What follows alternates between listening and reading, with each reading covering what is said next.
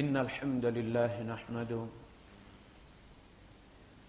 ونستعينه ونستغفره ونؤمن به ونتوكل عليه ونعوذ بالله من شرور أنفسنا ومن سيئات أعمالنا من يهده الله فلا مضل له ومن يضلل فلن تجد له وليا مرشدا وأشهد أن لا إله إلا الله وحده لا شريك له ولا ضد ولا ند ولا مثيل له ولا مثال له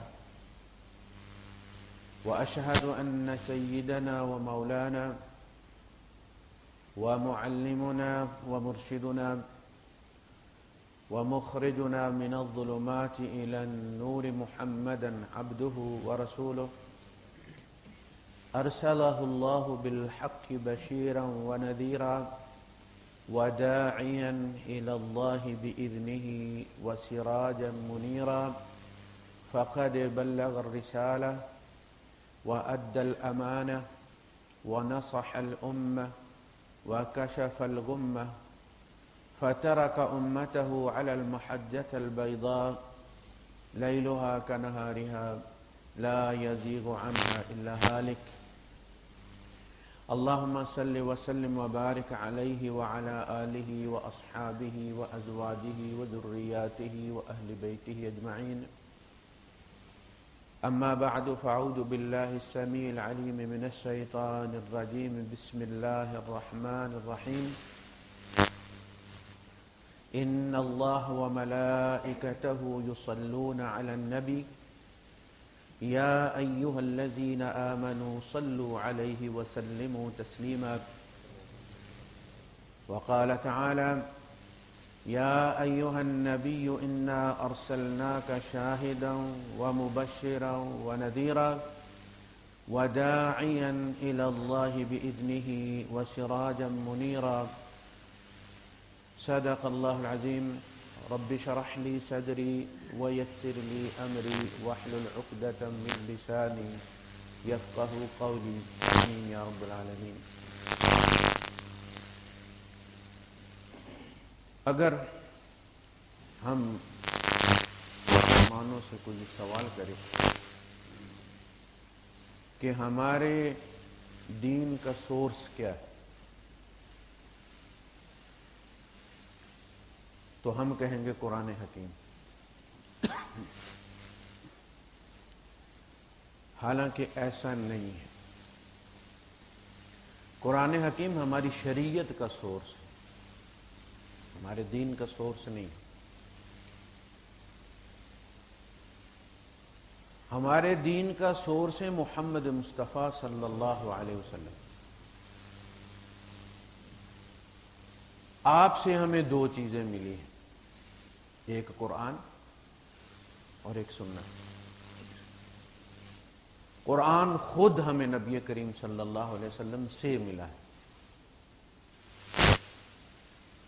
اور قیامت تک قرآن حکیم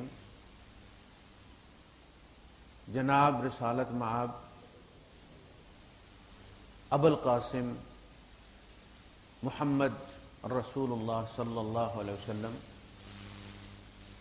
کی ذات پر اپنی بنیاد رکھے گا.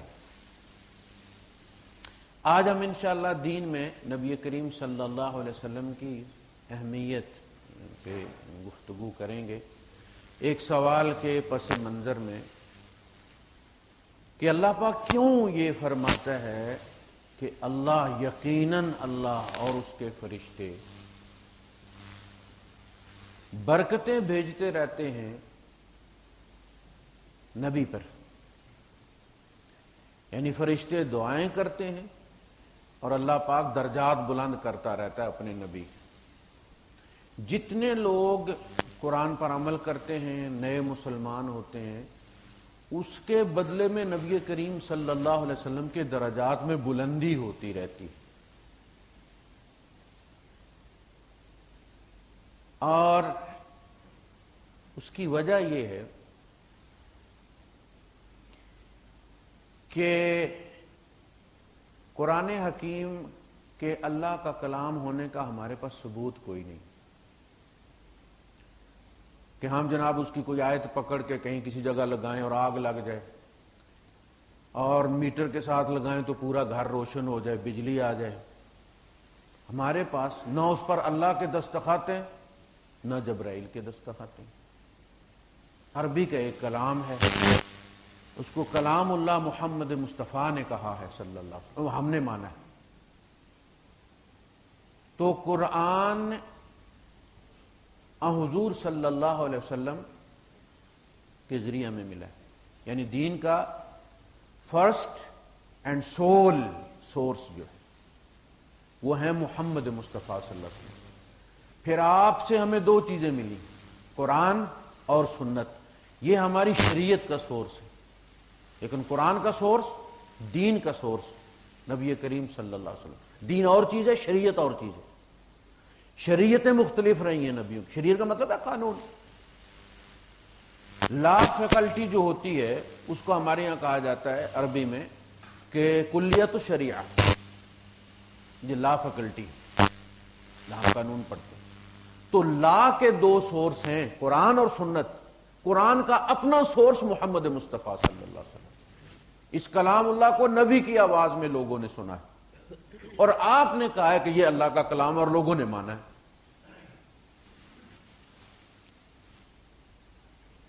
اب دیکھیے صلح حدیبیہ ہوتی ہے، 1400 صحابہ جان دینے کا عہد کرتے،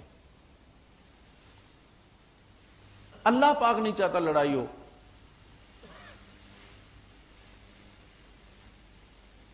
اور حضور صلی اللہ علیہ وسلم کی اونٹنی آگے بڑھنے سے انکار کر دیتی۔ مدینے کی طرف منہ کرو تو چل پڑتی ہے، مکے کی طرف کرو تو اڑ جاتی۔ تو صحابہ نے کہا کہ قصوہ جو ہے وہ باغی ہو گئی، نافرمان ہو گئی۔ آپ نے فرمایا نہیں، قصوہ کی یہ عادت نہیں۔ حبسہا حابس الفیل، اس کو اس نے روک لیا جس نے ہاتھی کو روکا تھا۔ یمن کی طرف منہ کرو تو چل پڑتا تھا، بیت اللہ کی طرف کرو تو اڑ جاتا تھا۔ اور آپ نے فرمایا کہ آج میں صلح کروں گا۔ قریش جس شرط پر بھی صلح چاہیں گے میں صلح کروں گا، صرف حرام نہیں ہونا چاہیے۔ کیوں؟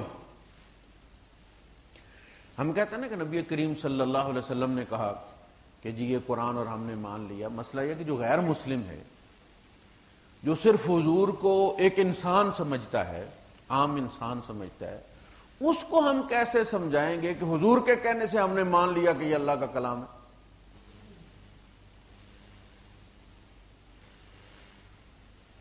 تو اب دیکھیں کیسے گواہی آتی ہے حضور صلی اللہ علیہ وسلم کے سچا ذریعہ ہونے کی، کہاں سے گواہی آتی ہے؟ صلح حدیبیہ ہو گئی، جنگ نہیں ہوئی، اللہ پاک نے فرمایا انا فتحنا لک فتحا مبینا۔ سورہ فتح تب نازل ہوئی ہے صلح پر۔ صلح کس شرط پر ہوئی ہے؟ کہ یہ صلح محمد بن عبداللہ اور قریش مکہ کے درمیان، حضور نے لکھوایا محمد الرسول اللہ اور قریش مکہ کے درمیان۔ انہوں نے کہا جی ہم آپ کو اگر رسول اللہ تسلیم کر لیں تو سارا جھگڑا ہی ختم ہو گیا، یہ پھر یہ صلح اور یہ معاہدہ کرنے کی ضرورت کیا؟ مکہ تشریف لے چلیے۔ اس کاغذ پہ تو وہی چیز لکھی جائے گی جو دونوں پارٹیوں کے درمیان ایگریڈ اپان ہوگی، جس پہ دونوں متفق ہوں گے۔ آپ کی رسالت پر ہم متفق نہیں ہیں، محمد بن عبداللہ پر متفق ہیں، آپ لکھیں یہ محمد بن عبداللہ اور قریش مکہ کے درمیان معاہدہ۔ آپ نے کہا تم نہ مانو، لیکن اللہ کی قسم میں اللہ کا رسول ہوں، اور یہ بھی سچ ہے کہ میں محمد بن عبداللہ۔ لہذا آپ نے فرمایا علی محمد رسول اللہ مٹا دو اور محمد بن عبداللہ لو۔ انہوں نے کہا ماں نبی، میں تو یہ کرنے والا نہیں ہوں سرکار، مجھ سے یہ نہیں ہوتا کہ محمد رسول اللہ کو مٹا دیں۔ آپ نے فرمایا اچھا مجھے بتاؤ، اور آپ نے وہ رسول اللہ اپنے ہاتھ سے، اپنے انگوٹھے سے آپ نے اس کو مٹا دیا۔ اب یہ محمد رسول اللہ، ایک تو اللہ پاک نے اسی سورہ میں فرمایا وَكَفَى بِاللَّهِ شَهِيدًا محمد الرسول اللہ، اللہ اس چیز کا گواہ کافی ہے کہ محمد اللہ کے رسول ہے، کسی اور کی گواہی کی ضرورت نہیں۔ دوسرا کیا ہوا کہ صلح ہو گئی، اور حضور صلی اللہ علیہ وسلم نے ادھر سے فارغ ہونے کے بعد قریش مکہ جو تھے وہ سمجھ لیں کہ پورے عرب کے سردار تھے، ریاست کا ہیڈ کوارٹر تھا مکہ، باقی یمن تک ان کا اقتدار تھا، ان کی مانی جاتی تھی۔ ان کے تسلیم کر لینے کے بعد حضور ایک قوت کے طور پر تسلیم کیے گئے، لہذا پھر آپ نے قیصر کو بھی خط لکھا، کسریٰ کو بھی خط لکھا۔ قیصر کو جب آپ نے خط لکھا تو ابو سفیان قافلہ لے کر گئے ہوئے تھے تجارت کا، اور اس نے کہا کہ اگر وہاں سے کوئی بندہ تمہیں ملتا ہے عرب کا تو لے کے آؤ، اور وہ پکڑ کر انہیں لے گئے سپاہی جو تھے۔ قیصر نے اپنی پارلیمنٹ کا جوائنٹ سیشن بلایا، اس کی پارلیمنٹ کے دو حصے تھے، ایک ہز ہائینس پہ جو ہے وہ مشتمل تھا، وہاں کے بڑے بڑے پوپ جو تھے، بڑے بڑے اسقف جو تھے، وہ اس کے ارکان تھے، اور دوسرا حصہ جو تھا وہ جرنیلوں، بزنس مین اور جو بھی بڑے لوگ تھے سوسائٹی کے، ان پر مشتمل تھا۔ تو اس نے ان پادریوں کو بھی بلا لیا اور ان لوگوں کو بھی بلا لیا، اور دروازے لاک کروا دیے اس نے۔ اس کو آپ کہتے ہیں ان کیمرہ سیشن یا کلوز ڈور سیشن۔ اس نے کہا تم میں سردار کون ہے؟ ان کا جی ابو سفیان کو آگے کیا انہوں نے۔ ابو سفیان کو اس نے کھڑا کیا سامنے، باقی وفد کو اس نے پیچھے بٹھا دیا، اور کہا کہ اگر یہ میرے سوال کے جواب میں کوئی جھوٹ بولے تو مجھے پیچھے سے اشارہ کر دیں۔ اس نے جو سوال جواب کیے نبی کریم صلی اللہ علیہ وسلم کے بارے میں، ابو سفیان نے جواب دیا، اور ابو سفیان نے کہا کہ اگر مجھے یہ ڈر نہ ہوتا کہ عرب میں مشہور ہو جائے گا کہ ابو سفیان جھوٹ بولتا ہے تو میں کوئی گڑبڑ کرنے کی کوشش کرتا، اس لیے کہ میں دیکھ رہا تھا کہ ہر سوال کے جواب میں محمد کا کیس مضبوط ہو رہا تھا۔ یعنی عربوں میں جھوٹ بولنا کتنا بڑا جرم سمجھا جاتا تھا۔ ہم اس کو کیا کہتے ہیں؟ زمانہ جاہلیت۔ ہر برائی اس کی طرف منسوب کر دیتے، حالانکہ ان لوگوں کے اندر بہت ساری اچھائیاں بھی تھیں، اور جھوٹ تو بہرحال ان کے نزدیک ایک مسلمہ برائی تھی کہ جو کسی بندے میں نہیں ہونی چاہیے۔ تو جب قیصر نے ان سے سوال کیا کہ اس بندے نے کبھی جھوٹ بولا ہے، تو ابو سفیان نے کہا کہ نہیں، ہمیں آج تک اس بندے سے جھوٹ کا تجربہ نہیں۔ کب سے؟ جب سے وہ پیدا ہوا ہے، یعنی کہا کہ بچپن میں بولا کرتا تھا۔ ایسے ہی نہیں، اللہ پاک نے نبی کریم صلی اللہ علیہ وسلم کی زندگی کی قسم کھائی، لعمرک، نبی تیری ساری زندگی کی قسم، وہ ساری زندگی معصوم ہے۔ دیکھیں یہاں جو قرآن کی اساس اور بنیاد ہے وہ نبی کا پرافٹ ہوڈ جو ایرا ہے، اعلان نبوت سے پہلے کی زندگی دلیل ہے آپ کی نبوت کی اور آپ کے سچ کی اور قرآن کی۔ آپ نے کوئی صفحہ پر جو لی ہے قریش سے گواہی، تو وہاں بھی انہوں نے یہی کہا کہ اگرچہ آپ نے فرمایا اگر میں تمہیں یہ کہوں کہ کوئی صفحہ کے پیچھے بہت بڑا لشکر ہے جو تم پر حملہ کرنا چاہتا ہے تو مان لو گے؟ انہوں نے کہا جناب اگرچہ ہم جانتے ہیں کہ کوئی لشکر نہیں، لیکن اس لیے کہ آپ کہہ رہے ہیں ہم مان لیں گے، اس لیے کہ آپ نے آج تک کبھی ہم سے جھوٹ نہیں بولا۔ یہ کس کی گواہی؟ یہ نبی کے دشمن کی گواہی۔ وہ دشمن جس نے جنگ لڑی ہے، 70 مروائے ہیں، 70 قیدی کروائے ہیں، اگلے سال آیا ہے 70 مسلمانوں کے اس نے شہید کیے ہیں، اپنے بھتیجے بھانجے مارے ہیں، خونی جنگ ہوئی ہے۔ وہ خونی دشمن، جانی دشمن ایک غیر مسلم کے دربار میں کھڑا ہو کر کہہ رہا کہ محمد نے کبھی جھوٹ نہیں بولا۔ بھائی صاحب، اگر جنگ ہو جاتی حدیبیہ میں، ابو سفیان مارا جاتا، تو نبی کی سچائی کی گواہی کون دیتا؟ آج جو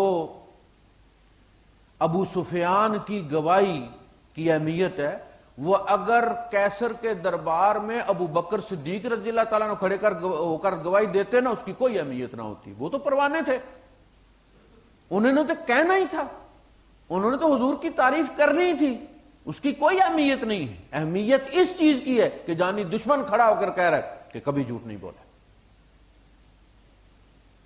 اگر ابو سفیان اس لڑائی میں مارا جاتا، کیوں اللہ نے بچا لیا؟ کہا آج جس محمد الرسول اللہ کو تم نہیں مان رہے نا، کہ تم معاہدے میں شامل مت کرو، کل تم نے سپر پاور کے دربار میں کھڑے ہو کر گواہی دینی ہے کہ محمد اللہ کے رسول ہیں۔ کیسر نے کہا جو باتیں میں نے تم سے کی، سوال کی اور تم نے جواب دیا، میں یہ سمجھتا ہوں کہ وہ اللہ کا نبی ہے۔ جو انسانوں پر جھوٹ نہیں بولتا وہ خدا پر کیسے جھوٹ بولے گا؟ اور میں یہ بات بڑے یقین کے ساتھ کہتا ہوں، کیسر کہہ رہا ہے، اور یہ باتیں اسلامی کتابوں میں نہیں لکھی ہوئی، یہ پوسٹ ہسٹری ایرا ہے، ما بعد از تاریخ کا واقعہ ہے۔ یہ سیزر کی سیرت میں یورپین نے لکھا ہوا ہے، ان کی ہسٹری میں ہے کہ اس طرح ابو سفیان آیا اور اس طرح سوال جواب ہوئے اور اس طرح سیزر مسلمان ہونے جا رہا تھا۔ وہ تو بگڑ گئے نا، وہ جو اسکف تھا، جو پادری تو اس کا مطلب یہ تھا کہ ایز اے ہول پوری نیشن مسلمان ہو جائے، جس طرح ایز اے ہول پوری نیشن پہلے عیسائی ہوئی تھی، تو چلو میری بادشاہی بھی قائم رہے۔ اس نے کہا کہ یہاں یہ جو میرے قدم ہے نا، اس نبی کا دین یہاں تک آئے گا اور وہ اس جگہ کا مالک ہوگا جہاں اس وقت میرے قدم ہے۔ یہ دیکھیے، یہ ترکی کی بات ہے اور وہ آج اسلامی ملک ہے، وہاں یہ دین پہنچا ہے۔ تو نبی کریم صلی اللہ علیہ وسلم کی سیرت ہمیشہ پیش کی گئی قرآن کی اتھینٹسٹی کے لیے، کہ چونکہ یہ سچا بندہ کہہ رہا ہے کہ یہ اللہ کی کلام ہے، ہمارے پاس اور کوئی رستہ نہیں ہے سوائے اس کے کہ اس کو مان لیں۔ اور اس کو سچا کون کہہ رہا ہے؟ اس کے دشمن کہہ رہے ہیں، دوست نہیں، دشمن کہہ رہے ہیں۔ اب جھٹلائے گا کون؟ اللہ پاک کہتا ہے فَإِنَّهُمْ لَا يُكَذِّبُونَكَ وَلَكِنَّ الظَّالِمِينَ بِآيَاتِ اللَّهِ يَجْحَدُونَ۔ نبی دیکھو تو صحیح، یہ آپ کو جھوٹا نہیں کہتے، یہ آپ کی تکذیب نہیں کرتے، یہ کہتے ہیں تم سچے ہو، یہ آپ کو الصادق کہتے ہیں، لیکن کہتے ہیں کہ یہ اللہ کی آیات نہیں ہے۔ آپ سچے ہیں، یہ اللہ کی آیات نہیں ہے، یہ نہیں کہتے آپ جھوٹے۔ تو بھائی صاحب، ایک وہ ہستی ہے کہ جس کی سیرت قرآن کی دلیل ہے۔ میں نے کہا نا، حضور سے ہمیں کیا ملا؟ قرآن ملا اور سنت ملی۔ یہ دو سورس آف لیجسلیشن ہے۔ دین آدم علیہ السلام سے لے کر جناب حضور صلی اللہ علیہ وسلم تک ایک ہی تھا، دین سب نبیوں کا ایک تھا، شریعتیں الگ الگ تھی۔ لِكُلٍّ مِّنكُمْ جَعَلْنَا شِرْعَةً وَمِنْهَاجًا، تم میں سے ہر ایک کے لیے ہم نے الگ شریعت بنائی ہے، الگ رستہ بنایا ہے، الگ طریقہ کار بنایا ہے۔ لِكُلِّ أُمَّةٍ جَعَلْنَا مَنْسَكًا ہم ناسکوہ فلا ینازعنک فی الامر وادع الی ربک۔ اے نبی، ہم نے ہر امت کے لیے اس کے مناسک الگ بنائے ہیں، ہر امت پر اس نے نماز کیسے پڑھنی ہے، اس نے قربانی کیسے دینی ہے، یہ ہم نے طے کیا تھا۔ جھگڑے کی بات یہ نہیں ہے، مناسک جھگڑے کی بات نہیں ہے۔ ہم نے آپ کو مناسک کے لیے نہیں بھیجا، ہم نے آپ کو اللہ کی طرف دعوت دینے کے لیے بھیجا۔ توحید غائب ہو گئی تھی، اس لیے شریعتیں موجود تھیں، چھوٹی چھوٹی تفصیلات موجود تھی یہودیوں کی کتابوں کے اندر، تورات غائب ہو گئی تھی، ٹکڑے ٹکڑے کر دی تھی. تجعلونہ قراطیس، تم نے کتاب کو پیپر بنا کے رکھ دیا، جس کا جو دل چاہتا ہے وہ اپنی مرضی کے درمیان میں سے کھینچ کے لے جاتے. وہ جیسے دولہے کے گلے میں ہار ڈالتے نا روپیوں والا، تو بعد میں پھر دولہے میاں اس میں سے جو ان کا دل کرتا ہے 500 والا نوٹ کھینچتے نکل جاتے ہیں شاپنگ کرنے کے لیے. گوشت لینے جانا ہے 1000 والا کھینچا لے گئے. یہ منافع کمانا تھا انہوں نے، تو جو بھی فتویٰ اپنی مرضی کا ہوتا تھا کھینچتے تھے، بیچ دیتے تھے. تجعلونہ قراطیس تبدونہا وتخفون کثیرا، کچھ ظاہر کرتے ہو، کچھ چھپا جاتے ہو، کھا جاتے ہو. یہ ہو گئی ایک بات. یہ میں نے تمہید کیوں بنی ہے کہ عام طور پہ ہم یہ سمجھتے ہیں کہ شاید ہمیں چونکہ دین ماں باپ سے ملا ہے، لہذا اگر کوئی ریشنلسٹ سوال کر بیٹھے کہ یار یہ ثابت تو کرو کہ تمہارا دین حق ہے. ایک صاحب سوال کرتے ہیں، چونکہ آپ جس ماحول میں کام کر رہے ہیں آپ کے ساتھ ہندو بھی ہے، سکھ بھی ہے، عیسائی بھی ہے، اور ان میں سیکولرز بھی ہیں. جس طرح ہم پیدائشی مسلمان ہیں نا، وہ پیدائشی ہندو ہیں. انہیں بھی مذہب کے ساتھ کوئی لینا دینا نہیں، ہمیں بھی مذہب کے ساتھ کوئی لینا دینا نہیں. وہ اس لیے ہندو ہے کہ ہندو کے گھر میں پیدا ہو گیا، ہم اس لیے مسلمان ہیں کہ مسلمان کے گھر میں پیدا ہو گیا. قصور نہ ہمارا ہے نہ اس کا، اور کمال نہ ہمارا ہے نہ اس کا. جینیٹیکل ہوا نا معاملہ. اس نے کہا کہ یار یہ ہندو یہ کہتے ہیں کہ بھگوان کی حد تک کوئی مسئلہ نہیں، آپ اس کو بھگوان کہہ لیں، آپ اس کو اللہ کہہ لیں، آپ اس کو گاڈ کہہ لیں، یہ مسئلہ ہی کوئی نہیں. آپ اس کو روز کہہ لیں، آپ اس کو گلاب کہہ لیں، آپ اس کو ورد کہہ لیں، کوئی مسئلہ نہیں. ایک ہی چیز کے مختلف نام. مسئلہ اس کے بعد آتا ہے کہ اس سے رابطے کا ذریعہ، اصلی ذریعہ کون سا، اور اس کی دلیل کیا ہے. اس نے کہا کہ یار یہ تمہارے مولوی کہتے ہیں کہ اسلام سچا ہے، ہمارے مولوی کہتے ہیں ہندوازم سچا ہے. تو یہ ان پڑھ مولوی جو ہیں انہوں نے ہمیں آگے نہیں لگایا ہوا. ہم پڑھے لکھے لوگ ہیں، ریشنلسٹ ہیں، اقلیت پسند ہیں، اقلیت پرست ہیں. تو یہ ان کے پیچھے ہم لگ پڑتے جنہوں نے کالج کا منہ نہیں دیکھا. 2-4 شبد یاد کر لیتے ہیں، 2-4 آیتیں یاد کر لیں، اور جناب وہ ہمیں ہاسٹیج بنا کے بیٹھ جاتے ہیں. ایک تو یہ بات ہوگی کہ یہ کیسے ثابت ہوگا، یعنی یہ آپ یوں سمجھیں کہ یہ سوال ایک سیکولر ہندو اور ایک سیکولر مسلمان کا جوائنٹ وینچر ہے. دونوں نے بیٹھ کے یہ سوچا ہے کہ یار میں اپنے مولوی سے کرتا ہوں، تم اپنے سادھو سے کر لو، اس کا کوئی حل ڈھونڈتے. تو انہوں نے بڑی لجاجت کے ساتھ مجھے یہ کہا کہ آپ تھوڑا سا اپنی مسلمانی سے اوپر ہو کے ذرا سوچیں. یعنی وہ جو شاونزم ہے، وہ جو تعصب ہے اپنے مذہب کے ساتھ کہ چونکہ میں مسلمان ہوں لہذا اسلام ہی سچا دین ہے، آپ اس کی کوئی دلیل دیں کہ اسلام سچا دین. یہ سوال کا ایک حصہ ہے. دوسرا حصہ انہوں نے کہا کہ آپ جب درس قرآن دیتے ہیں تو جو آپ جس طرح سے اللہ پاک کو آپ پروجیکٹ کرتے ہیں، پیسٹ کرتے ہیں، پیش کرتے ہیں، اتنا پیار کرنے والا، اتنا رحیم، اتنا کریم، تو بندہ عش عش کر اٹھتا ہے. اور میں دعوے سے کہتا ہوں کہ اگر میں 10 ہندو لے آؤں آپ کے درس میں تو 10 میں سے 9 مسلمان ہو جائیں گے. آپ اس طرح سے اللہ پاک کو پیش کرتے ہیں.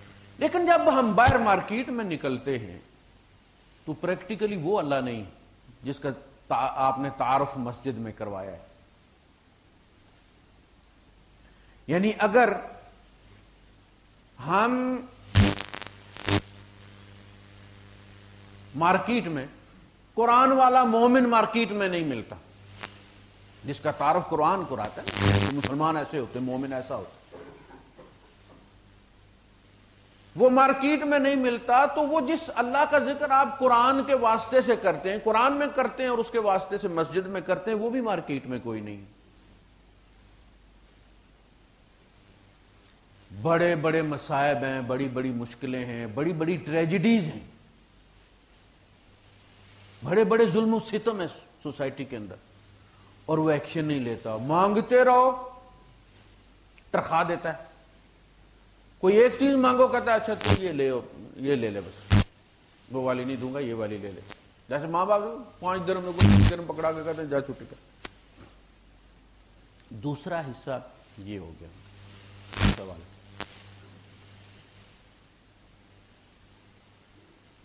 اب اس پہلے کا جواب یہ ہے کہ ہم اسلام کو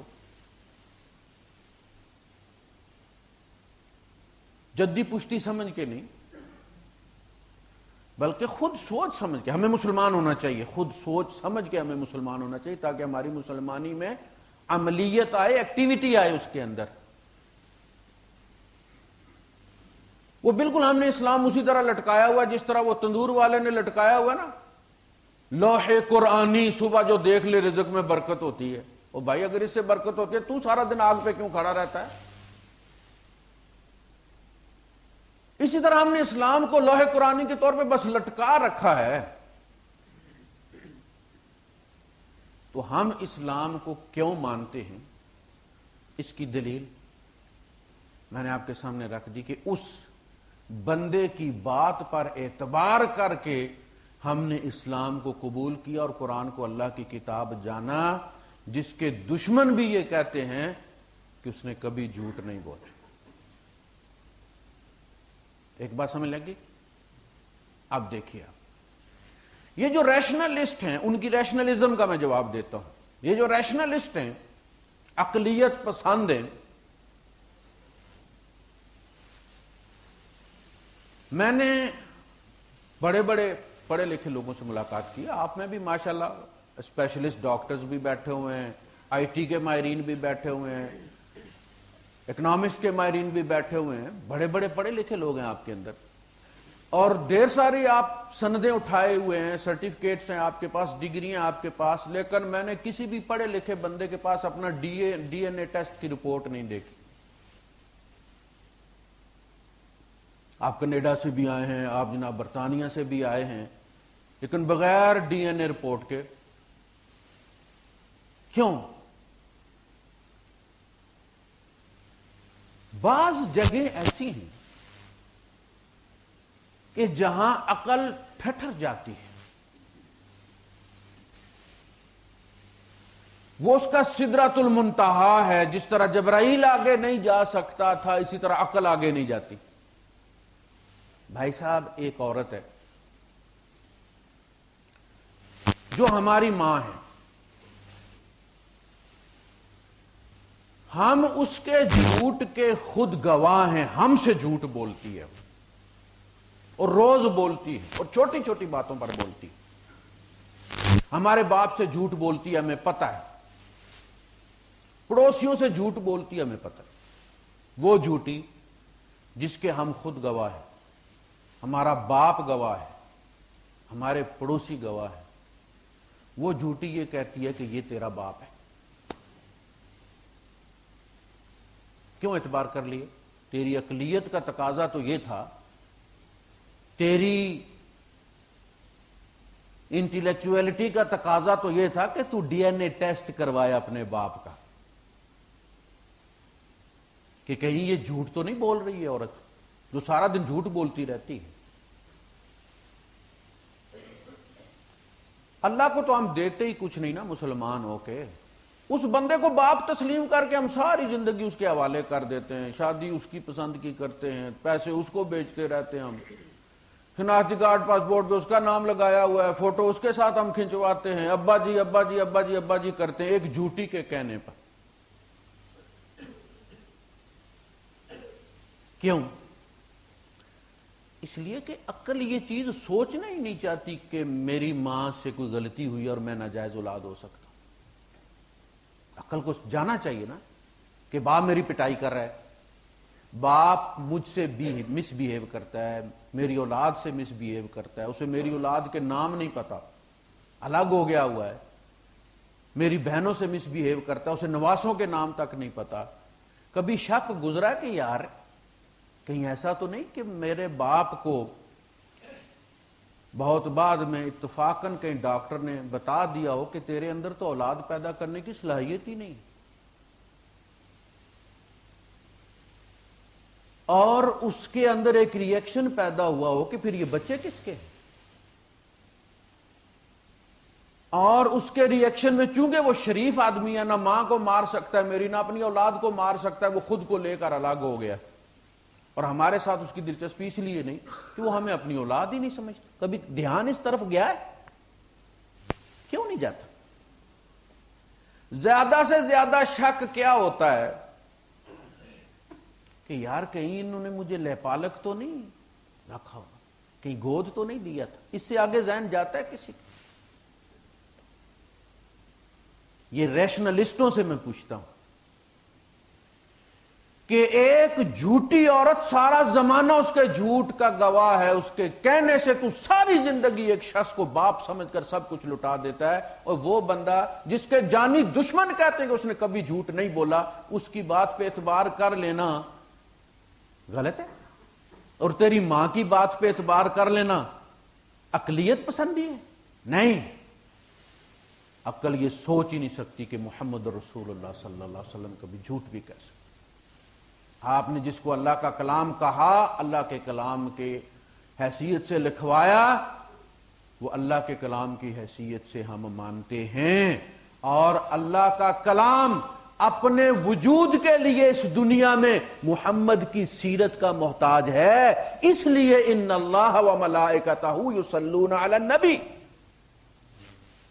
یا ایھا الذین آمنوا صلوا علیہ، یہ جو قرآن تمہارے ہاتھوں میں ہے اس کی سیرت کا صدقہ ہے۔ وہ سچے نہ ہوتے تو دنیا اس کو کلام اللہ کے نام سے کبھی نہ پہچانتی۔ یہ ہوگی ایک بات۔ دوسری بات یہ کہ آپ جی یہ کہتے ہیں کہ اللہ پاک بڑا کریم ہے، بڑا رحیم ہے، وہ تو بخشنے پہ تلا بیٹھا ہے، تم ایک بالشت آتے ہو وہ ایک ہاتھ آتا ہے، تم ایک ہاتھ آتے ہو وہ ایک قدم آتا ہے، تم چل کے آتے ہو وہ دوڑ کے آتا ہے، 70 ماؤں سے زیادہ پیار کرتا ہے۔ بالکل سچ۔ ہم سے چھوٹی موٹی خطا ہو جاتی ہے اور اماں سارا دن اونچی ایڑی والا جوتا لے کے ہمارے پیچھے لگی رہتی،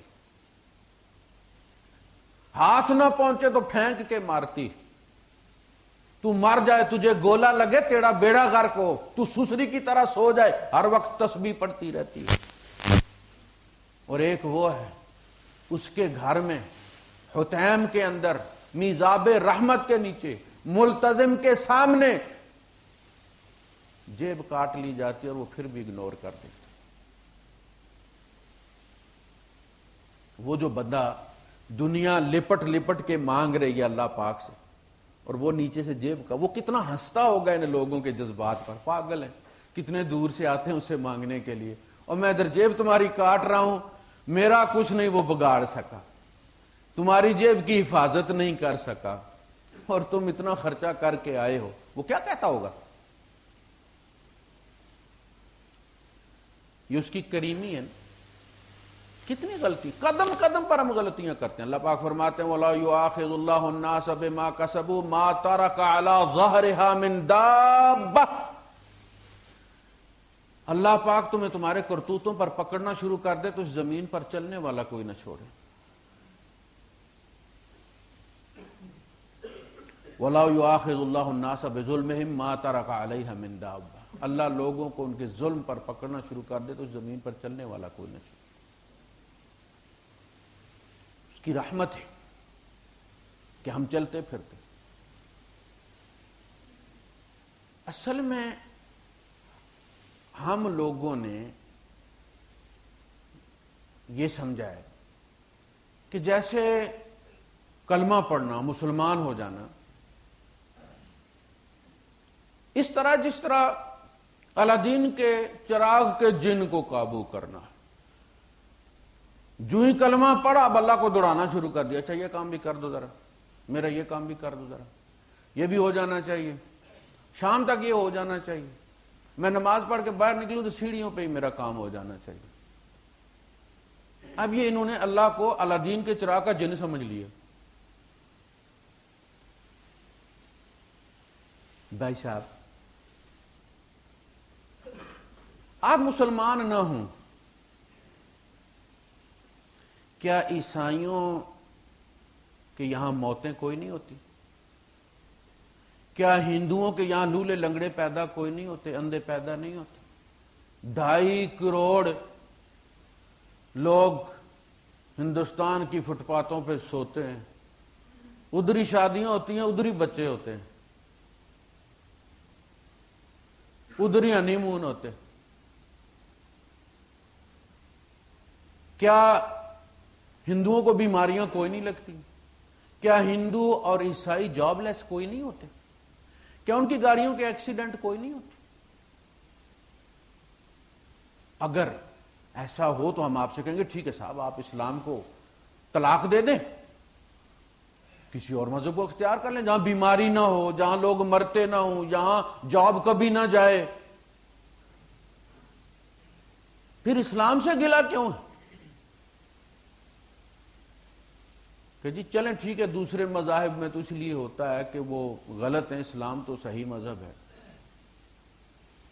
یہ ساری مشکلات, سارے مصائب تمام انسانیت کے ساتھ ہیں. جو لا مذہب ہیں, جو خدا کوئی نہیں مانتے, ان کے ساتھ بھی یہی سب کچھ ہوتا ہے. اسلام کیا کرتا ہے؟ اسلام ان حادثات و واقعات کے بارے میں نقطہ نظر کو درست کرتا ہے کہ یہ سب آزمائش ہیں تمہاری, ان سب کے بالمقابل تمہارا رویہ نوٹ کیا جا رہا ہے, اس کی بنیاد پر ایک دن فیصلے ہونے, عدالت لگنی ہے. اصل میں کیونکہ ہم نے تو قرآن ترجمے سے پڑھا نہیں, تفسیر سے پڑھا نہیں, پاس سے نہیں گزرتے. جوش چڑھتا رمضان میں ہم ثواب کے لیے پڑھتے. ہمیں یہ کہا گیا ہے کہ یہ زندگی جو پیدا کی گئی ہے, الذی خلق الموت والحیات لیبلوکم, جس نے زندگی اور موت پیدا کی ہے, موت اور زندگی پیدا کی ہے تاکہ تمہیں آزمائے. یہاں تو لمحہ لمحہ آزمائش.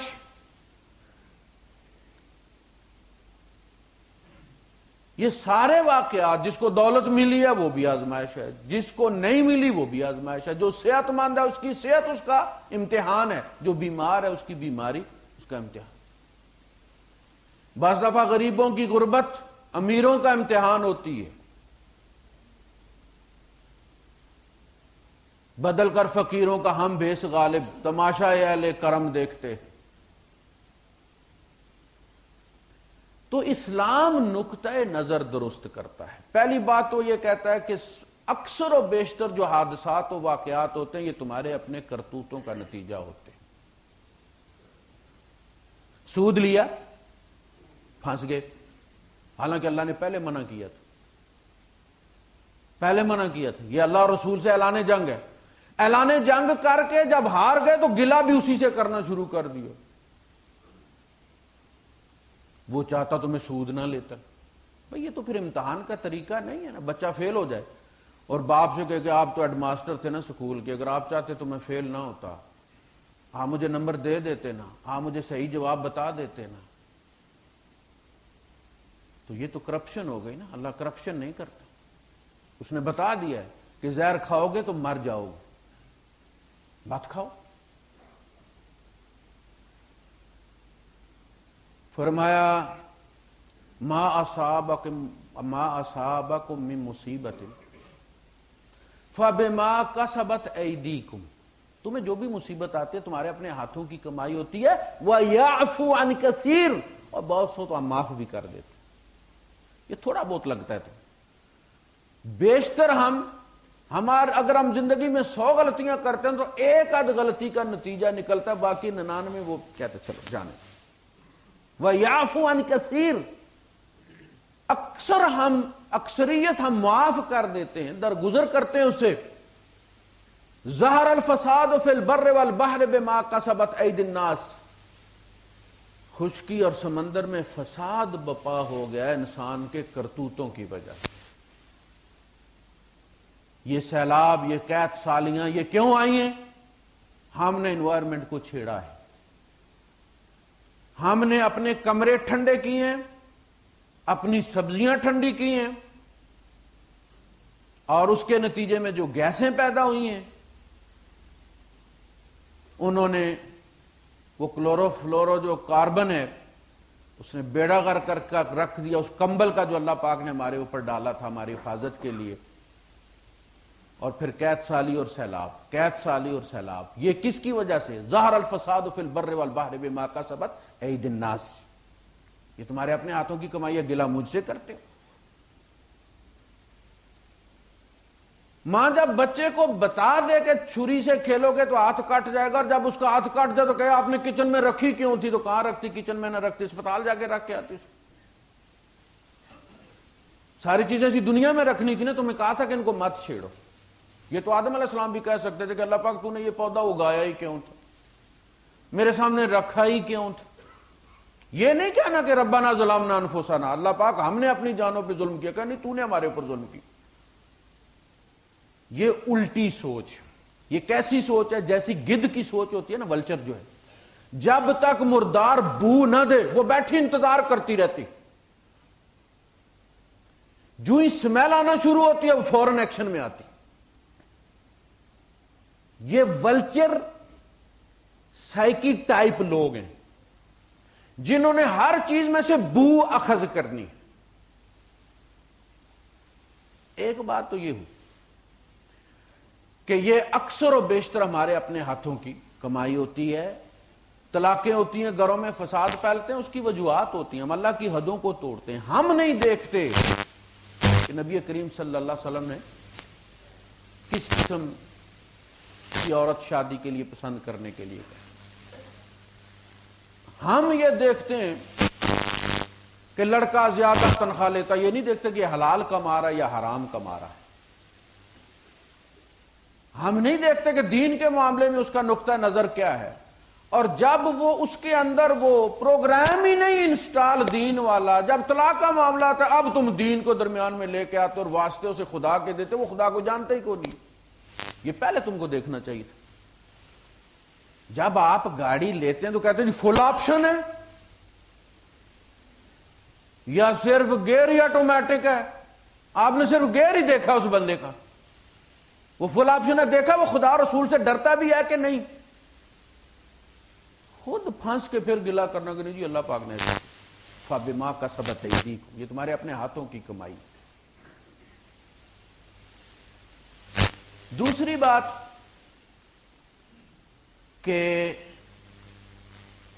یہ دنیا دار الامتحان ہے، اس میں جو بھی ہم پر بیتتا ہے اس کے نتیجے میں جو بھی رد عمل ہم دیتے ہیں وہ ہماری کمائی ہے.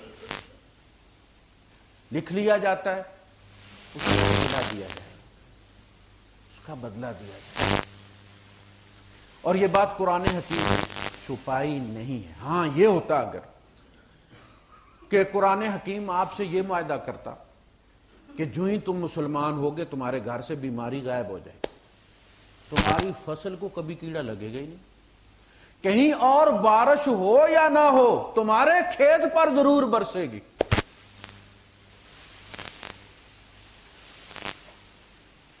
اگر اللہ پاک نے یہ وعدہ کیا ہوا ہوتا تو پھر ہم ضرور پوچھ سکتے تھے کہ صاحب آپ نے مجھے پاکستان میں تو یہ وعدہ کیا کہ میں آپ کو 2500 بھی دوں گا اور آپ کو رہائش بھی دوں گا اور آپ کو کھانا بھی دوں گا اور آپ کا میڈیکل بھی میری ذمہ داری ہوگی، اور یہاں آ کے آپ اپنے وعدے سے مکر رہے ہیں.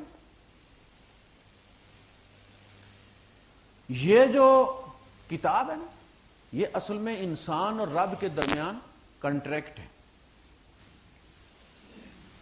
اور اس حیثیت سے کبھی ہم نے اس کی ٹرمز اینڈ کنڈیشنز کو کبھی پڑھا ہی نہیں. سائن بھی ہمارے ابے نے کی ہوں گے اور ابے کے بھی شاید ابے نے کی ہوں. انہی کی کاپی چل رہی ہے. ہم نے پڑھا ہی نہیں, اور پڑھتے تب اگر ہم نے عمل کرنا ہوتا کہ اس ایگریمنٹ کے اب دیکھیں ان کتابوں کا نام کیا ہے. عہد نامہ عتیق, اولڈ ٹیسٹامنٹ. عہد نامہ جدید, نیو ٹیسٹامنٹ. عہد نامہ اخیر, دا فائنل ٹیسٹامنٹ, قرآن حکیم. یہ اللہ اور بندے کے درمیان معاہدہ ہے. تم یہ کرو گے, اس میں یہ مصیبتیں آئیں گی. وَلَنَبْلُوَنَّكُمْ بِشَيْءٍ مِّنَ الْخَوْفِ وَالْجُوعِ وَنَقْصٍ مِّنَ الْأَمْوَالِ وَالْأَنفُسِ وَالثَّمَرَاتِ وَبَشِّرِ الصَّابِرِينَ. تمہاری جانیں جائیں گی, مال جائے گا, پھلوں کا نقصان ہوگا, مصیبتیں آئیں گی تمہارے اوپر. لکھا ہوا تو معاہدے میں یہ ہے. میرے دامن میں تو کانٹوں کے سوا کچھ بھی نہیں, اور آپ پھولوں کے خریدار نظر آتے ہیں.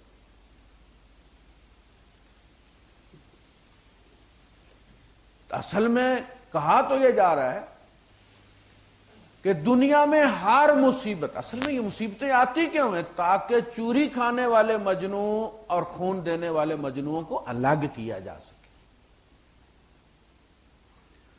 اگر بندہ مسلمان ہوتا اور اس کا فوراً ہی جاب لگ جاتا اور کبھی بھی ٹرمینیٹ نہ ہوتا, کبھی بیمار نہ ہوتا, تو ساری دنیا مسلمان نہ ہو جاتی. بھائی صاحب, لوگ 4 پیسوں کے لیے قادیانی ہو کے یورپ نہیں جاتے.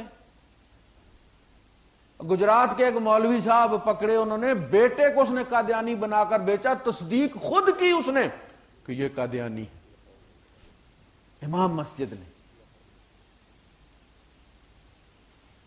جو یہ کر سکتے ہیں, پھر تو اسلام میں اصلی مسلمان 1% ہوتے, باقی سارے چوری کھانے والے مجنوں ہوتے. قیامت کی ضرورت ہی کوئی نہیں تھی. یہ اس لیے رکھا کہ وہی آئے جو یہ شرائط قبول کرے, ایکسپٹ کرے, پھر نیکسٹ پہ جائے کہ ہاں اللہ تجھ پر ایمان رکھنا, تیری اتنی ویلیو ہے, تیرے چہرہ اقدس کی یہ اہمیت ہے کہ اس کو دیکھنے کی خاطر یہ ساری مشکلیں برداشت کی جا سکتی. پھر آئے اور برداشت کر. اس کو دیکھ کر لوگ وہی آئیں جو سچے ہیں, جھوٹوں کی منڈی نہ لگے.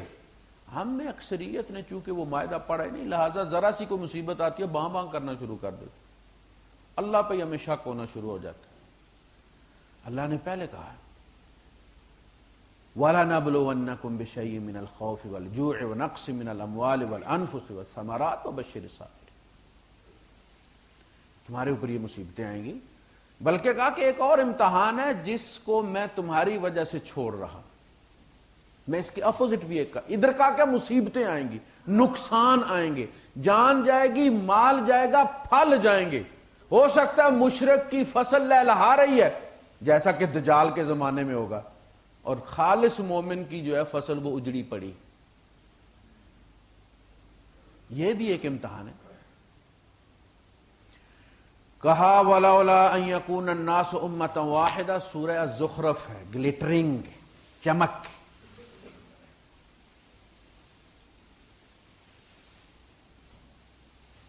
وَلَوْلَا أَن يَكُونَ النَّاسُ أُمَّةً وَاحِدَةً لَجَعَلْنَا لِمَن يَكْفُرُ بِالرَّحْمَنِ لِبُيُوتِهِمْ سُقُفًا مِّن فِضَّةٍ وَمَعَارِجَ عَلَيْهَا يَظْهَرُونَ وَلِبُيُوتِهِمْ أَبْوَابًا وَسُرُرًا عَلَيْهَا يَتَّكِئُونَ وَزُخْرُفًا. اگر میں تمہارا خالق نہ ہوتا نا, مجھے پتا نہ ہوتا کہ تم کتنے تھوڑ دلے ہو, تو میرا تو دل کرتا ہے کہ جو میرے منکر ہیں نا, جو رحمان کے کافر ہیں, میں ان کی چھتیں, سیڑھیاں, دروازے, گھروں کی چوکٹ, ان کے پلنگ سونے چاندی کے بنا دوں, اور پھر اس کو مزین کروں ہیرے جواہرات کے ساتھ. لیکن مجھے پتا ہے میں نے اگر یہ کیا نا, تم سارے کافر ہو جاؤ. یہ ترس ہے نا. وَإِن كُلُّ ذَلِكَ لَمَّا مَتَاعُ الْحَيَاةِ الدُّنْيَا. اتنا تو سوچو, یہ سب کچھ اگر ان کو مل بھی جائے تو پھر بھی یہ ہے تو دنیا کی زندگی کا سامان نا، سارا ہے تو 60 سال کی بات نا، اس کے بعد جو ہمیشہ ہمیش کی زندگی ہے اس کا کیا بنے؟ تو یہ جو حصہ ہے کہ جناب مصیبتیں مشکلیں آتی رہتی ہیں، یہ کیسی محبت ہے، وہ 70 ماؤں سے زیادہ پیار کرتا ہے پھر بھی مانگو تو نہیں دیتا. کہا گیا وَيَدْعُ الْإِنسَانُ بِالشَّرِّ دُعَاءَهُ بِالْخَيْرِ. انسان جو ہے یہ اپنے برے کے لیے، برے انجام کے لیے ایسے گڑ گڑا کر دعائیں مانگتا ہے جیسے خیر کے لیے مانگی جاتی، یعنی وہ خیر سمجھ کے مانگ رہا ہوتا حالانکہ اس کے حق میں صحیح نہیں ہوتی. وَكَانَ الْإِنسَانُ عَجُولًا. انسان بڑا جلد باز ہے، یعنی اگر ہماری نیکی کا فوری نتیجہ یہاں نہیں نکلتا تو ہماری بدی کا بھی تو فوری نتیجہ نہیں نکل رہا نا. کافر جس جھوٹ کو انتہائی گناونا جرم سمجھتے تھے، ہم بڑے ذوق و شوق سے بولتے ہیں اس کو. سب سے زیادہ شاید ہمارے یہاں اس کا رواج ہے. حضور نے فرمایا مومن سب کچھ ہو سکتا ہے، جھوٹا نہیں ہو سکتا، اس لیے کہ سچ پر تو اس کے ایمان کی بنیاد ہے. اگر وہ جھوٹا ہے تو اس کا لا الہ الا اللہ بھی جھوٹ ہے. یہ اہمیت ہے.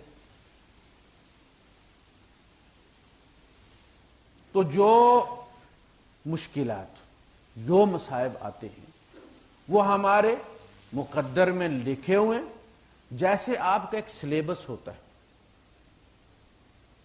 کہ یہ جناب اردو ہے اور یہ انگلش ہے اور یہ میتھ ہے اور یہ بایولوجی ہے اور یہ کیمسٹری ہے اور یہ فلاں 8 سبجیکٹ آپ کے. اسی طرح ہر بندے کے سبجیکٹ مقرر ہیں کہ اس کا میں نے امتحان اولاد دے کر لینا ہے یا اولاد روک کر لینا ہے. میں نے اس کو مال دے کر آزمانا ہے یا مال روک کے آزمانا ہے. دونوں صورتوں میں اس کا امتحان ہے. ساتھ ساتھ دوسروں کا بھی امتحان ہو رہا ہوتا. ایک پہ مصیبت آتی ہے تو دوسروں کو دیکھا جاتا ہے یہ کیا کرتے ہیں. اگر سارے امیر ہوتے تو رحم دلی کا کیسے پتا چلتا؟ کوئی غریب ہوتا ہے، کوئی بیمار ہوتا ہے، ہم فوراً اس کی مدد کو پہنچتے ہیں، لکھ لیا جاتا ہے یہ پاس ہو گئے. اتنے لوگوں کے سامنے کیس آیا تھا، 100 آدمی کے نالج میں آیا تھا، اس میں سے 30 پاس ہو گئے، انہوں نے ری ایکشن دیا، پازیٹیو ری ایکشن دیا ہے، لہذا یہ پاس ہو گئے، یہ 70 فیل ہو گئے. ایک بندے کی بیماری نے رزلٹ نکال دی. اللہ کے رسول صلی اللہ علیہ وسلم نے فرمایا کہ لیس بمؤمن من شبع وجارہ جائع. وہ شخص مومن نہیں ہے کہ جو پیٹ بھر کے کھا لے اس کا پڑوسی بھوکا رہے. فیصلہ ہو گیا نا اس کے ایمان. یہی قیامت کے دن تو بھائی صاحب ریزلٹ آؤٹ ہونے ہیں، باقی جہنمی جنتی یہی بننا ہے ہم نے مرنے سے پہلے پہلے، اور ہمارے پیپر یہی ہونے ہیں. یہ سارے امتحانات ہیں. جو بھی مصائب آتے ہیں، اب دیکھیں نقطہ نظر کا فرق دیکھیں. انسان کی دعا کی بات چلے، یہ تو دعا پہ پیسے تو بھائی صاحب کوئی نہیں نہ لگتے کہ یہ کہا جائے کہ آپ 50 درہم فلاں ڈبے میں ڈال دیں، نان ریفنڈیبل ہیں، واپس نہیں ملیں گے. یہاں تو یہ کہا گیا کہ تم 1 دو گے، اللہ پاک تمہیں 700 سے زیادہ دے گا. آپ اسکول میں KG1 کے لیے بچہ رجسٹر کرواتے ہیں، جا کے وہ آپ سے کہتے ہیں جی 50 درہم جمع کروا دیں. اب بچہ آپ کا فیل ہو، پاس ہو، رجسٹر ہو نہ ہو، کلاس میں جگہ نکلے نہ نکلے، یہ 50 آپ کے گئے، چھٹی کرو. 30 بچے لینے ہوتے ہیں، 250 بچے کی لسٹ بنی ہوئی ہوتی ہے، باقی کے 50 درہم تو گئے نا، کمائی ہو گئی نا. اللہ پاک بھی ایسے کر سکتا تھا، دعا مانگنے سے پہلے نان ریفنڈیبل 100 درہم مولوی صاحب کے پاس جمع کروا. کون دعا مانگتا بھائی صاحب؟ وہ کوئی صاحب تھے نا، تو 200 کا بھگوان خرید کے لائے وہ بازار سے. رستے میں جیب کٹ گئی، 800 روپیہ ان کا لٹ گیا. اب وہ گھر لا کے انہوں نے رکھا، اگربتیاں اس کے ارد گرد تو انہوں نے جلائیں اور کہنے لگے کہ بھگوان 800 کا سوال ہے، مل جائے، اگر کٹ گیا ہے واپس مل جائے۔ جب انہوں نے زیادہ اصرار کیا، کہتے ہیں بت کے اندر سے آواز آئی، جو خود 200 کا بک گیا تمہیں 800 کہاں سے دے گا؟ جس کی اپنی قیمت 200 ہے اور پاگل خود 200 کا خرید کے لائے ہو، تمہیں وہ 800 کہاں سے دے گا؟ تو انسان چونکہ دعا مانگنے میں کوئی نہیں لگتی، ایسے منہ اٹھا کے مانگتا ہی رہتا کچھ نہ کچھ کچھ نہ کچھ، اوٹ پٹانگ، چونکہ پیسے کوئی نہیں لگتے۔ نبی کریم صلی اللہ علیہ وسلم سے نا سرگوشی کرنے کے لیے آپ نے دیکھا ہوگا کہ جو سٹیج پہ بیٹھے ہوتے ہیں لوگ، تو کچھ لوگ خام خواہ نا سٹیج پہ آ کے ان کے کان میں کچھ کہتے ہیں، پھر چلے جا کے کیمرے میں آ جائیں کہ وہ بڑے کلوز ہیں ان کے۔ تو منافق یہ کرتے تھے مسلمانوں کو جلانے کے لیے نا، کہ تم ہمیں منافق سمجھتے ہو، ادھر دیکھو ہم تمہارے حضور کے کتنے کلوز ہیں، وہ آ کے سرگوشی کرتے۔ اللہ پاک نے فرمایا نہیں، ایسے نہیں چلے گا۔ اگر تم نے اذا ناجیتم الرسول فقدموا بین یدی نجواکم صدقہ، جو میرے نبی سے سرگوشی کرنا چاہتا، سرگوشی کرنے سے پہلے پیسے جمع کروائے، ٹیکس لگا دیا، سرگوشی ٹیکس۔ منافق ساری ہوا نکل گئی ان کی، اس لیے کہ پیسہ ہی تو ان کی کمزوری تھا۔ صرف حضرت علی رضی اللہ تعالیٰ عنہ نے اس پر عمل کیا، آپ اٹھے، آپ نے وہ جمع کروایا جو بھی چندہ تھا، جو بھی آپ نے صدقہ دیا، اور جا کے حضور سے کوئی سرگوشی کی، اور اس کے بعد اللہ پاک نے اس کو منسوخ کر دیا۔ لیکن اللہ پاک بتانا چاہتا تھا کہ میں چاہوں تو میں یہ بھی کر سکتا ہوں۔ ایک بندہ آیا اور اس نے آ کے کہا کہ اللہ کے رسول آپ دعا کریں نا، اللہ پاک مجھے دولت عطا فرما دے۔ سورہ توبہ میں اس کا ذکر ہے۔ آپ نے فرمایا ثعلبہ بچ جاؤ، جس حال میں اللہ نے رکھا ہے نا اسی میں تمہارے لیے بہتر۔ پھر آگے اللہ کہ رسول آپ دعا کریں نا، آپ کیوں نہیں کرتے دعا اللہ پاک وہ مجھے دولت دے دے، میں بڑے صدقے دوں گا، میرا بھی دل کرتا ہے صدقے دینے کو، میرا بھی دل چاہتا ہے خیرات کرنے کو، میرا دل بڑا ہی تڑپتا ہے غریبوں کو دیکھ کے، آپ دعا کریں نا اللہ پاک سے۔ پھر آپ نے کہا بچ جا، باز آ جا، اللہ نے جس حال میں رکھا ہے وہ تمہیں بہتر جانتا۔ نہیں، اصرار کیا، کھا جا۔ اب اس کے پاس کوئی 4-5 بکریاں تھیں، انہوں نے پلنا بڑھنا جب شروع کیا تو حالت یہ ہو گئی کہ مدینے سے باہر اسے جا کے پھر رہائش رکھنی پڑی۔ پہلے ہر نماز میں آتا تھا، پھر وہ 2-3 نمازوں کے بعد آنا شروع ہو گیا، پھر اور زیادہ ہو گئی تو وہ جمعے کے جمعے آنا شروع ہو گیا، پھر اور زیادہ ہو گئی تو صحرا میں نکل گیا، اب کوئی 2-4 جمعے کے بعد آتا تھا۔ زکوٰۃ فرض ہوئی تو بندہ بھیجا گیا کہ اس سے کہو کہ زکوٰۃ دے، اور اس نے انکار کر دیا۔ اس نے کہا یہ تو ٹیکس ہی ہو گیا نا، یعنی نام ہی بدلی کرنے والی بات ہوئی نا، یہ تو وہ تو ٹیکس ہی گیا، یہ بتا ہی ہو گیا، تم جاؤ میں خود لے کر آؤں۔ نہیں آیا۔ اللہ پاک نے نبی پر وحی کی کہ اس کی زکوٰۃ لینی نہیں ہے۔ نہیں، اللہ پاک کی غیرت، میں کوئی بکاری تھوڑی ہوں۔ آیتیں نازل ہو گئی، وَمِنْهُمْ مَنْ عَاهَدَ اللَّهَ لَآتَيْتَنَا لَنَصَّدَّقَنَّ وَلَنَكُونَنَّ مِنَ الصَّالِحِينَ فَلَمَّا آتَاهُم مِّن فَضْلِهِ بَخِلُوا بِهِ وَتَوَلَّوْا وَهُم مُّعْرِضُونَ فَأَعْقَبَهُمْ نِفَاقًا فِي قُلُوبِهِمْ إِلَىٰ يَوْمِ يَلْقَوْنَهُ۔ پابندی لگ گئی۔ اب جب اسے پتا چلا بندے اس کے رشتہ دار تھے نا، وہ دوڑتے گئے، انہوں نے کہا تیرے بارے میں تو قرآن نازل ہو گیا۔ اب وہ بکریاں دبائی وہ بغل میں دوڑتا ہے۔ آپ نے کہا مجھے ممانعت کر دی گئی ہے، میں نہیں قبول کر سکتا، لے جاؤ۔ پھر وہ ابو بکر صدیق رضی اللہ عنہ کے دور میں آیا کہ جب حضور نے قبول نہیں کیا تو میں کون ہوتا قبول کرنے والا۔ تو بھائی صاحب، اللہ پاک بندے کو جس حال میں رکھے، وہ بندے سے، چونکہ وہ پروگرامر ہے نا بندے کا، خالق ہے اس کا، اسے پتا ہے یہ کتنا لوڈ لے سکتا ہے، تو وہ اس کے مطابق ڈیل کرتا ہے بندے کے ساتھ۔ تو بندہ تو دعا میں یوں کرتا ہے کہ نام مانگنے والی بھی وہ چیز ہے کسی اور کا مقدر۔ دیکھنا ایک چیز ہے، ایک بندے کو ملے گی نا. میں کہتا ہوں مجھے مل جائے, وہ کہہ دے مجھے مل جائے. وہ جیسے بنگلہ دیش اور پاکستان کے یار میچ میں ہوا تھا, وہ بھی اللہ کو پکڑے ہوئے تھے, ادھر انہوں نے بھی ہاتھ اٹھائے ہوئے تھے. اللہ کیا کرے, وہ ادھر بھی مسلمان ہیں ادھر بھی مسلمان ہیں, دونوں رو رو کے مانگ رہے ہیں اسے. کہا جو کھیلے گا جیت لے گا, مجھے ڈسٹرب مت کرو. یہ بھی ہوتا ہے. میں کسی کے دستے طلب میں ہوں, ہاتھ پھیلایا اور اس کو دے دیا, کیوں؟ وہ اس کا مقدر تھا نا, وہ اس کا مقدر تھا. میں کسی کے دستے طلب میں ہوں تو کسی کے حرف دعا میں ہوں, رو رو کے کہہ رہا مالک مجھے دے. میں نصیب ہوں کسی اور کا, مجھے مانگتا کوئی اور ہے. تو جو چیز تم مانگ رہے ہو تمہیں پتہ ہے کسی اور کا مقدر ہے. تو یہ ہماری سوچ میں جو تبدیلی ہے, نقطہ نظر کی تبدیلی ہے. ہمارے ایک ساتھی ہیں بہت نیک, بہت ہی نیک میرے علم کی حد تک, لیکن انہیں بیماری لگی ہے, جو ڈاکٹر حضرات ہیں وہ جانتے ہیں, موٹر نیورون ڈیزیز. ان کے اعصاب نے کام کرنا چھوڑ دیا, لٹک گئے ہیں, یہ جواب دے دیا. اب ان کی حالت یہ ہے کہ وہ کہتے ہیں کہ میں اگر گر جاؤں تو سر کے بل گرتا ہوں, ٹیک نہیں نا کسی چیز کی لگالت سے, وہ آج بیکار جو ہو گئے ہیں.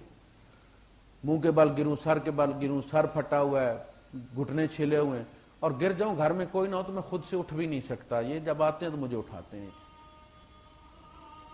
اور وہ بندہ اللہ کا شکر گزار ہے, کوئی اسے گلا نہیں, اللہ پاک چڑ چڑ کے گھل گیا ہے. اس کا علاج اس بیماری کا کوئی نہیں ہے, اور انتہائی نیک, لیکن اسے گلا کوئی نہیں. جب دیکھو اللہ پاک کا شکر کرتے ہوں. اور رزق دیکھیں آپ, جس ارباب کے پاس وہ کام کرتے تھے اس نے انہیں اسی طرح جاب پر رکھا ہوا ہے, گاڑی ملی ہوئی ہے, اتنی تنخواہ مل رہی ہے. وہ اپنا ہاتھ جو ہے وہ کسی طرح سے پکڑ کر, یا جو پی این ہے وہ پکڑ کے وہ جو اس کا کی بورڈ ہے اس کے اوپر رکھ دیتا ہے, اور وہ ٹائپنگ کر کے اپنا پروجیکٹ مکمل کر کے ارباب کو دیتے ہیں. اس حال میں بھی رزق لگا ہوا ہے, اور کہتے ہیں دیکھیں اللہ پاک یہ معجزہ ہے. وہ کہتے ہیں کہ میں حال کس میں ہوں اور روزی میری لگی ہوئی. تو یہ سوچ کا فرق ہوتا ہے تھوڑا سا.